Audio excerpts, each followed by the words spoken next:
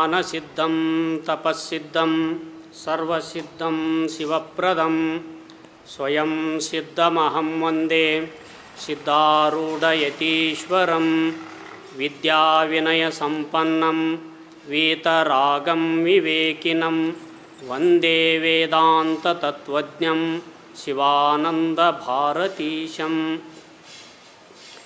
ಅದ್ವೈತ ಸಾರ್ವಭೌಮ ಸುಜ್ಞಾನ ಚಕ್ರವರ್ತಿ ಜಗದ್ವಂದ್ಯ ಜಗದ್ಗುರು ಸಿದ್ಧಾರೂಢರ, ಜಗದ್ಗುರು ಗುರುನಾಥಾರೂಢರ, ಜಗದ್ಗುರು ವೀರಭದ್ರ ಮಹಾಸ್ವಾಮೀಜಿಯವರ ಚರಣಾರವಿಂದಗಳಲ್ಲಿ ನತಮಸ್ತಕನಾಗಿ ಶರನ್ನವರಾತ್ರಿಯ ಮಹಾಮಹೋತ್ಸವದ 7ನೇ ದಿವಸದ ಶುಭ ಪ್ರಾತಃ ಕಾಲದ ಇಂದಿನ ಬ್ರಹ್ಮಸಭೆಯ ದಿವ್ಯ ಸಾನ್ನಿಧ್ಯ ಸ್ಥಾನದಲ್ಲಿ ವಿರಾಜಮಾನರಾದ ನಮ್ಮ ನಿಮ್ಮೆಲ್ಲರ ಆರಾಧ್ಯ ದೈವ ವಿಶ್ವಕುಟುಂಬಿ ನಿರಾಭಾರಿ ದೇಶಿಕೋತ್ತಮ ಮಾತನಾಡುವ ನಡೆದಾಡುವ ದೇವರೆಂದೇ ಪ್ರಖ್ಯಾತಿಯನ್ನು ಪಡೆದಿರುವ ಶಂಭುಲಿಂಗ ಸ್ವರೂಪಿಗಳಾಗಿರುವ ಜಗದ್ಗುರು ಅಪ್ಪಾಜಿಯವರ ಅಡಿದಾವರಿಗಳಿಗೆ ವಂದಿಸುತ್ತಾ, ಪರಮಪೂಜ್ಯ ವಿದ್ಯಾನಂದ ಭಾರತೀಯಪ್ಪಂಗಳವರ, ಪರಮಪೂಜ್ಯ ಪರಮಾತ್ಮಾನಂದ ಮಹಾಸ್ವಾಮೀಜಿಯವರ, ಪರಮಪೂಜ್ಯ ಸಚ್ಚಿದಾನಂದ ಮಹಾಸ್ವಾಮೀಜಿಯವರ ಹಾಗೂ ಮಲೇಶ್ವರ ಶರಣರ ಚರಣಾರವಿಂದಗಳಿಗೆ ವಂದಿಸುತ್ತಾ, ಸದ್ಗುರುದೇವನ ದರ್ಶನ ಆಶೀರ್ವಾದದಿಂದ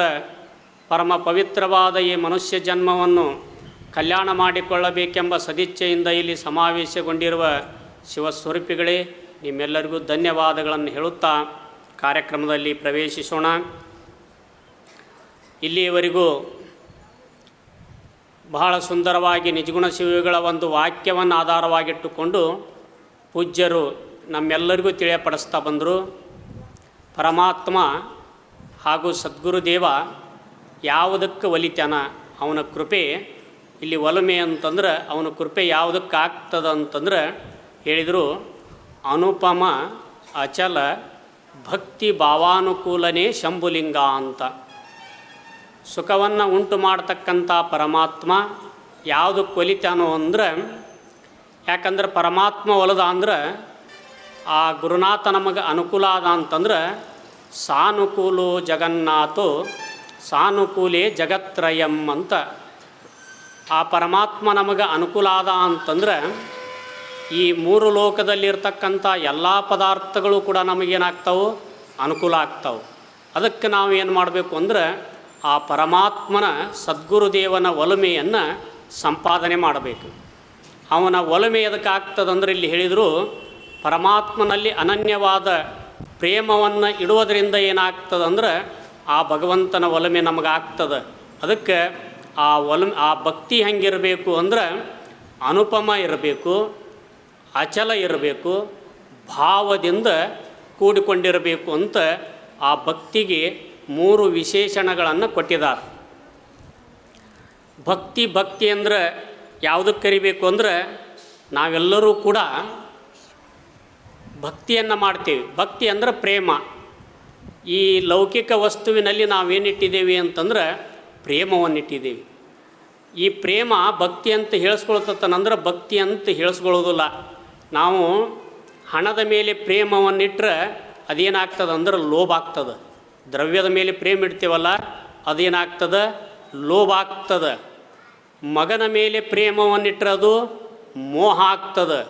ಸತಿ ಇತ್ಯಾದ ವಸ್ತುವಿನಲ್ಲಿ ಪ್ರೇಮವನ್ನಿಟ್ಟರೆ ಅದಕ್ಕೆ ಏನಂತ ಕರಿತಾರೋ, ಕಾಮ ಅಂತ ಕರಿತಾರೆ. ಇದೇ ಚಿತ್ತವೃತ್ತಿಯನ್ನು ನಾವು ಎಲ್ಲಿಡಬೇಕು ಅಂತಂದ್ರೆ ಪರಮಾತ್ಮನಲ್ಲಿಡಬೇಕು, ಸದ್ಗುರುದೇವನ ಅಡಿಯಲ್ಲಿಡಬೇಕು. ಇದಕ್ಕೇನಂತ ಕರಿತಾರೋ ಅಂತಂದ್ರೆ ಭಕ್ತಿ ಅಂತ ಕರೆದರು. ಅದಕ್ಕೆ ಈಶ್ವರೇ ಪರಾನುರಕ್ತಿ ಭಕ್ತಿರಿತ್ಯಭಿಧೀಯತೆ. ಯಾವುದಕ್ಕೆ ಭಕ್ತಿ ಅಂತ ಕರಿಬೇಕು ಅಂದರೆ ಭಗವಂತನಲ್ಲಿ ಪರಾನುರಕ್ತಿ.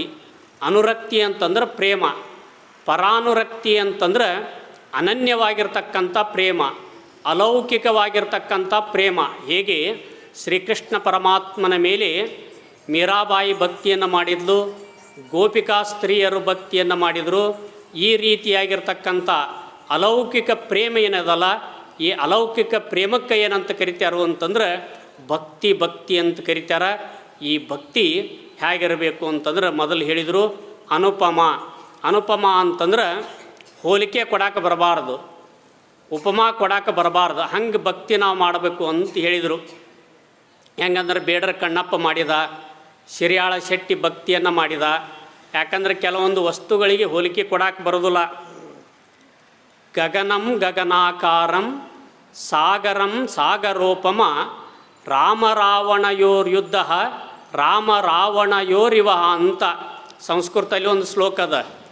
ಗಗನಂ ಗಗನಾಕಾರಂ, ಆಕಾಶ ಹೆಂಗದ ಅಂತ ಕೇಳಿದರೆ ಏನು ಉತ್ತರ ಹೇಳ್ತೀವಿ ನಾವು? ನಮ್ಮ ಮನೆ ಅಥವಾ ನಮ್ಮ ಊರು ಆಕಾಶದಂಗೆ ಈ ಇನ್ನೊಂದು ಊರು ಆಕಾಶ ಅಂತ ಹೇಳ್ತೇವನ. ಆಕಾಶ ಒಂದೇ ಅದ, ಆಕಾಶ ಎರಡಿಲ್ಲ. ಆಕಾಶ ಹೆಂಗದ ಅಂತಂದ್ರೆ ಗಗನಂ ಗಗನಾಕಾರಂ. ಇನ್ನು ಸಮುದ್ರ ಹೆಂಗದಂದ್ರೆ ಸಮುದ್ರದಂಗೆ ಅದ. ರಾಮರಾವಣರ ಯುದ್ಧ ಹೆಂಗದ ಅಂದ್ರೆ ಅವರಂಥ ಯುದ್ಧ ಯಾವ ಯುದ್ಧನೂ ನಡೆದಿಲ್ಲ. ಅದಕ್ಕೆ ರಾಮರಾವಣರ ಯುದ್ಧ ರಾಮರಾವಣಯೋರಿವ ಅಂತ ಹೆಂಗೆ ಇವಕ್ಕೆ ದೃಷ್ಟಾಂತ ಕೊಡಕ್ಕೆ ಬರೋದಿಲ್ಲೋ ಹಂಗೆ ನಾವು ಮಾಡುವ ಭಕ್ತಿಗೆ ದೃಷ್ಟಾಂತ ಕೊಡಕ್ಕೆ ಬರಬಾರ್ದು. ಆಮೇಲೆ ಹೀಗೆ ಅನುಪಮ ಆಗಿರಬೇಕು, ಇನ್ನು ಅಚಲ ಆಗಿರಬೇಕು. ಶಂಕರ ಭಗವತ್ಪಾದರು ಇದನ್ನು ಹೇಳಿದರು. ಸುದೃಢೋ ಸರ್ವತೋ ಅಧಿಕ ಸ್ನೇಹ ಸಾಚ ಭಕ್ತಿ ತಯಾ ಮುಕ್ತಿ ನಚ ಅನ್ಯತಾ ಅಂತ ಒಂದು ಕಡೆ ಆಚಾರ್ಯ ಹೇಳಿದರು. ನಾವು ಮಾಡ್ತಕ್ಕಂಥ ಭಕ್ತಿ ಹೆಂಗಿರ್ಬೇಕಂದ್ರೆ ಸುದೃಢೋ, ಮೊದಲನೇ ಪದ ಇಟ್ಟರವರು ದೃಢವಾಗಿರ್ಬೇಕು, ಗಟ್ಟಿರಬೇಕು. ಸುಖವೇ ಬರಲಿ ದುಃಖವೇ ಬರಲಿ ನಾವು ಇಟ್ಟಿರ್ತಕ್ಕಂಥ ಗುರುಪಾದದಲ್ಲಿ ಪರಮಾತ್ಮನಲ್ಲಿ ಇಟ್ಟಿರ್ತಕ್ಕಂಥ ನಮ್ಮ ಭಾವ ಏನದಲ್ಲ, ನಮ್ಮ ಮನಸ್ಸು ಅಳಗಾಡಬಾರ್ದು. ಮೈ ಚಾನನ್ಯ ಯೋಗೇನ ಭಕ್ತಿರವ್ಯ ವಿಚಾರಿಣಿ ಶ್ರೀಮದ್ ಭಗವದ್ಗೀತೆಯಲ್ಲಿ ಪರಮಾತ್ಮ ಹೇಳ್ಕೊಂಡು ಬಂದಿದ್ದಾನೆ. ಎಂಥ ಭಕ್ತಿಯನ್ನು ಮಾಡು ಅಂದ್ರೆ ಮೈ ಚಾನನ್ಯ ಯೋಗೇನ. ಮೈ ಅಂತಂದ್ರೆ ನನ್ನಲ್ಲಿ. ಎಂಥ ಭಕ್ತಿಯನ್ನು ಮಾಡು ಅಂದ್ರೆ ಅನನ್ಯ ಯೋಗ ಅಂತಕ್ಕಂಥ ಭಕ್ತಿಯನ್ನು ಮಾಡು. ಪರಮಾತ್ಮನನ್ನು ಬಿಟ್ಟು ಇನ್ನೊಂದು ವಸ್ತುವೇ ಇಲ್ಲ, ಪರಮಾತ್ಮನೇ ಎಲ್ಲ ಅಂತಕ್ಕಂಥ ಭಕ್ತಿ ನಮ್ಮಲ್ಲಿರಬೇಕು. ಮೇರೇ ತೋ ಗಿರಿಧರ ಗೋಪಾಲ್ ದುಸರಾನ ಕೋಯಿ. ಯಾವ ಮೀರಾಬಾಯಿ ಹೇಳ್ತಾಳೆ, ಶ್ರೀಕೃಷ್ಣ ಪರಮಾತ್ಮನನ್ನು ಬಿಟ್ಟು ಈ ಪ್ರಪಂಚದಲ್ಲಿ ಇನ್ನೊಂದು ವಸ್ತು ಇಲ್ಲ ಅಂತ ಹೆಂಗೆ ಮೀರಾಬಾಯಿ ತಿಳ್ಕೊಂಡಿದ್ದಲ್ಲ, ಹಂಗೆ ನಾವು ಭಕ್ತಿಯನ್ನು ಮಾಡಬೇಕು. ನಾವೇನು ಮಾಡ್ತೀವಿ ಅಂದ್ರೆ ಸುಖ ಬಂದಾಗ ಭಕ್ತಿ ಮಾಡ್ತೀವಿ, ಕಷ್ಟ ಬಂದಾಗ ಬಿಟ್ಟು ಬಿಡ್ತೀವಿ. ಅದಕ್ಕೆ ಎಡರುಗಳು ಬಂದಾಗ ಮೃಡನಿನ್ನ ನೆನೆಯುವರು, ಎಡರುಗಳು ಬಯಲಾಗಿ ಮೃಡನಿನ್ನ ಎಡವಿಯೂ ನೆನೆಯರು ಅಂತ ಸರ್ವಜ್ಞ ಹೇಳ್ಕೊಂಡು ಬಂದಿದ್ದಾನೆ. ನಾವು ಕಷ್ಟ ಬಂತು ಅಂತಂದ್ರೆ ಪರಮಾತ್ಮನ ಭಕ್ತಿಯನ್ನು ಮಾಡ್ತೀವಿ. ತೊಂದರೆ ಬಂದಾಗ ಗುರುಗಳ ಹತ್ತಿರ ಬರ್ತೀವಿ, ದೇವಸ್ಥಾನಕ್ಕೆ ಬರ್ತೀವಿ, ಎಲ್ಲ ಮಾಡ್ತೀವಿ. ಆ ಸ್ವಲ್ಪ ಆ ಪುಣ್ಯದ ಫಲದಿಂದ ಗುರುವಿನ ಅನುಗ್ರಹದಿಂದ ಆ ಕಷ್ಟ ಬಯಲಾತು ಅಂತಂದ್ರೆ ನಾವೇನು ಮಾಡ್ತೀವಿ ಅಂತಂದ್ರೆ ಎಡವಿನೂ ಕೂಡ ಶಿವ ಶಿವ ಅನ್ನೋದಿಲ್ಲ. ಅದಕ್ಕೆ ಹಂಗೆ ಮಾಡಬಾರ್ದು.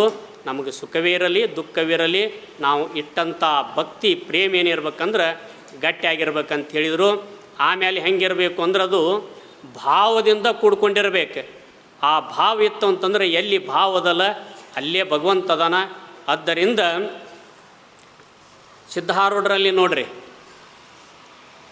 ಯಾವ ತುಕ್ಕಪ್ಪ ಭಕ್ತಿಯನ್ನಿಟ್ಟಿದ್ದ ಸಿದ್ಧಾರೂಢರಲ್ಲಿ ಎಂಥ ಭಕ್ತಿಯನ್ನಿಟ್ಟಿದ್ದ ಅಂದ್ರೆ ನವರಾತ್ರಿ ಸಮಯದಲ್ಲಿ ಮನೆಗೆ ಕರ್ಕೊಂಡು ಬಂದು 9 ದಿವಸ ಸಿದ್ಧಾರೂಢ ಅಜ್ಜರು ಪೂಜಾ ಮಾಡ್ತಾಯಿದ್ದ. ಅವನ ಮಗ ಹನುಮಂತನಿಗೆ ಏನಾಯಿತು ಅಂತಂದ್ರೆ ಆರಾಮಿರಲಿಲ್ಲ, ಇನ್ನೇನು ಪ್ರಾಣ ಹೋಗ್ತದನನ್ನೋ ಪರಿಸ್ಥಿತಿ ಬಂತು. ಅಂಥ ಸಂದರ್ಭದಲ್ಲಿ ಹೆಣ್ತಿ ಅಂದ್ಲು, ಏನು ರೀ ಅಪ್ಪ ಅವ್ರನ್ನ ಕರ್ಕೊಂಡು ಬರೋಕೆ ನೀವು ಹೊಂಟ್ರಿ, ಮಗ ಹನುಮಂತ ಇನ್ನೇನು ಸಾಯ್ತಾನ, ಅಂಥ ಪರಿಸ್ಥಿತಿ ಇದೆ, ಇಂಥ ಪರಿಸ್ಥಿತಿಯಲ್ಲೂ ಪೂಜಾ ಮಾಡೋದು ಹೆಂಗೆ, ಇದೊಂದು ವರ್ಷ ಬಿಟ್ಟು ಬಿಡೋನು ಅಂತಂದಾಗ, ಏ ಹುಚ್ಚಿ ಮಗನಿಗೋಸ್ಕರ ಗುರುವಿನನ್ನು ಬಿಡ್ತಾರೇನೋ ಅಂಥೇಳಿ ಬೇದು ಆ ಮಗನಿಗೆ ಹೇಳ್ತಾನೆ, ನೋಡಪ್ಪ ನಿನಗೆ ಜ್ವರ ಬಂದಾವು, ಒಂದು ವೇಳೆ ಪ್ರಾಣ ಹೋದರೂ ಸಿದ್ಧಾರೂಢ ಅಂತೇಳಿ ಪ್ರಾಣ ಬಿಡು, ಸಿದ್ಧಾರೂಢ ಅಜ್ಜನ ಕರ್ಕೊಂಡು ಬಂದಾಗ ಪೂಜೆಗೆ ವಿಘ್ನ ಮಾಡಬೇಡ ಅಂತ ಹೇಳಿ ಆ ಮಗನ ಒಂದು ರೂಮ್ನ್ಯಾಗ ಹಾಕಿ ಮಲಗಿಸಿ ಏನು ಮಾಡಿದ ಅಂತಂದ್ರೆ ಮಠಕ್ಕೆ ಹೋದ. ಮಠಕ್ಕೆ ಹೋಗಿ ಸಿದ್ಧಾರೂಢ ಅಜ್ಜನ ಕರ್ಕೊಂಡು ಬರ್ತಾನೆ. ಸಿದ್ಧಾರೂಢ ಅಜ್ಜನ ಕರ್ಕೊಂಡು ಬಂದ ತಕ್ಷಣ ಏನಾಗ್ತದಂದ್ರೆ ಸಿದ್ಧಾರೂಢ ಅಜ್ಜನ ಸರ್ವಜ್ಞ ಪರಮಾತ್ಮ, ಸಾಕ್ಷಾತ್ ಪರಮಾತ್ಮನೇ ಈ ಲೋಕವನ್ನು ಉದ್ಧಾರ ಮಾಡಲಿಕ್ಕೆ ಬಂದಂಥ ಜಗದ್ಗುರು ಸಿದ್ಧಾರೂಢರಿಗೆ ಗೊತ್ತಾಗದ್ದೇನಿರ್ತದೆ. ಆವಾಗ ಸಿದ್ಧಾರೂಢರಂದ್ರಂತ, ಏ ತುಕ್ಕಪ್ಪ ನಿನ್ನ ಮಗ ಹನುಮಂತ ಎಲ್ಲಿದಾನು ಅಂತ ಕೇಳಿದ್ರೆ ಸಿದ್ಧಾರೂಢರು, ಯಪ್ಪ ಈಗ ಅವನ ಬಗ್ಗೆ ವಿಚಾರ ಮಾಡೋದು ಬೇಡ, ಈಗ ಪೂಜಾ ಮಾಡೋನು, ಪೂಜಾ ಆದಮೇಲೆ ಆಮೇಲೆ ಅವನ ಬಗ್ಗೆ ವಿಚಾರ ಮಾಡೋನು ಅಂತಂದಾಗ, ಏ ಇಲ್ಲ ನಾ ಮೊದಲು ಅವ್ನು ನೋಡಬೇಕು, ಎಲ್ಲಿದಾನ ಬಾ ಅಂತ ಹೇಳಿ ಸಿದ್ಧಾರೂಢರು ಕರ್ಕೊಂಡು ಹೋದ್ರಂತ. ಆ ಮಗನನ್ನು ಒಂದು ರೂಮ್ನ್ಯಾಗ ಹಾಕಿ ಮಲಗಿಸಿದ್ರು. ಇನ್ನೇನು ಪ್ರಾಣ ಹೋಗೋ ಪರಿಸ್ಥಿತಿ ಬಂದಿತ್ತು. ಅವನು ಕೂಡ ಎಷ್ಟು ನಿಷ್ಠ ಇತ್ತು ಅಂದ್ರೆ ಸಿದ್ಧಾರೂಢರ ಮೇಲೆ ಎಲ್ಲ ಶಕ್ತಿ ನಿಂತು ಹೋಗಿತ್ತು. ಆದ್ರೆ ಉಸಿರಷ್ಟ ಪ್ರಾಣಷ್ಟ ಇತ್ತು. ಸಿದ್ಧಾರೂಢ ಅಂತಿತ್ತು ಆ ಹುಡುಗ. ಆವಾಗ ಸಿದ್ಧಾರೂಢರು ಏನು ಮಾಡಿದರು ಅಂತಂದ್ರೆ ಆ ಹುಡುಗನಿಗೆ ತಮ್ಮ ವರದ ಹಸ್ತದಿಂದ ಅವನ ಮೇಲೆ ಕೈ ಆಡಿಸಿದರು. ಆ ಯಾವ ಹನುಮಂತ ಏನು ಮಾಡಿದ ಅಂತಂದ್ರೆ ಇನ್ನೇನು ಪ್ರಾಣ ಹೋಗಬೇಕು ಅಂಥ ಹುಡುಗ ಎದ್ದು ಕುಂತ. ಆಮೇಲೆ ಸಿದ್ಧಾರೂಢಜ್ಜವ್ರ ಪೂಜೆ ಆಯಿತು.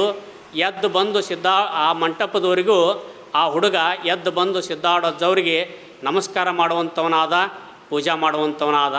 ಇದರಿಂದ ಹೇಳಲಿಕ್ಕೆ ತಾತ್ಪರ್ಯ ಏನು ಅಂತಂದ್ರೆ ಆ ಯಾವ ತುಕ್ಕಪ್ಪನಿಗೆ ನೋಡ್ರಿ, ಇನ್ನೇನ ಮಗ ಸಾಯ್ತಾನಂದರೂ ಕೂಡ ಜಗದ್ಗುರು ಸಿದ್ಧಾರೂಢರ ಭಕ್ತಿಯನ್ನು ಬಿಡಲಿಲ್ಲ. ಹಂಗೆ ಗುರುವಿನಲ್ಲಾಗಲಿ ಪರಮಾತ್ಮನಲ್ಲಿ ಆಗಲಿ ನಾವು ಅನನ್ಯ ಪ್ರೇಮವನ್ನು, ಅನನ್ಯ ಭಕ್ತಿಯನ್ನು ಇಟ್ವಿ ಅಂತಂದ್ರೆ ಆ ಸದ್ಗುರುನಾಥ ನಮಗೆ ಒಲಿತಾನ ಅಂತ ಹೇಳ್ತಾ ನನ್ನ ವಾಕ್ಯವನ್ನು ಸದ್ಗುರುನಾಥನ ಸನ್ನಿಧಾನದಲ್ಲಿ